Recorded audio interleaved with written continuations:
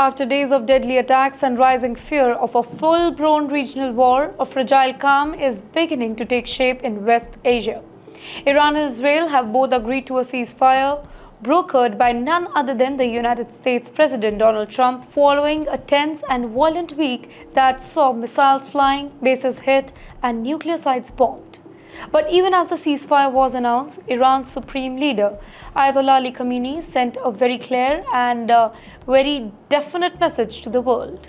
Iran will not bow down to the pressure. In a very strong statement on Tuesday, just hours after US President Donald Trump confirmed that both sides have agreed to halt the attacks, Khamenei declared, "We are not a nation that surrenders." He stressed that Iran had acted with restraints and dignity, targeting only military threats and not civilians. His message was aimed at both international powers and Iran's own people, reinforcing the idea that Iran, despite being under the attack, would not be pushed around. Let me tell you how we got here. Retaliation and restraints.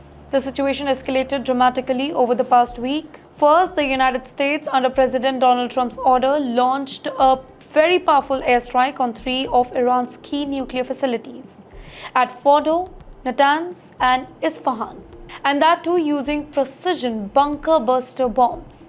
That strike triggered global alarm and outrage in Tehran. Then in response, Iran launched military attacks on American military bases in the region. One of the most significant targets was the Al Udeid Air Base in Qatar.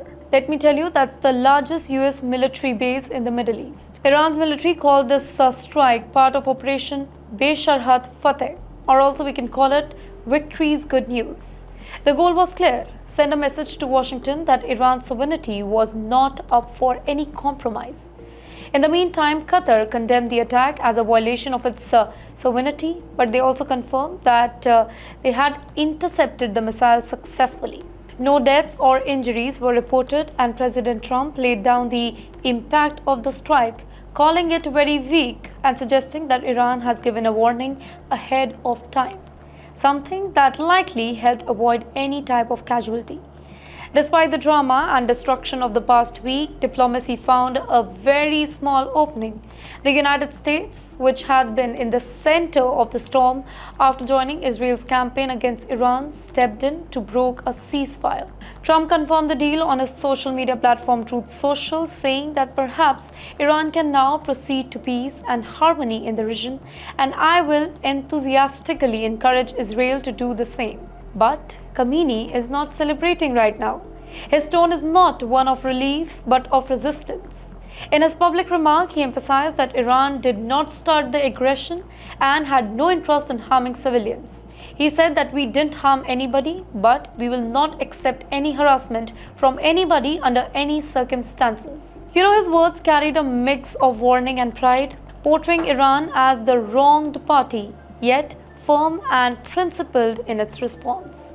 Iran's top military officials also issued statement warning that any violation of Iranian sovereignty would be answered forcefully.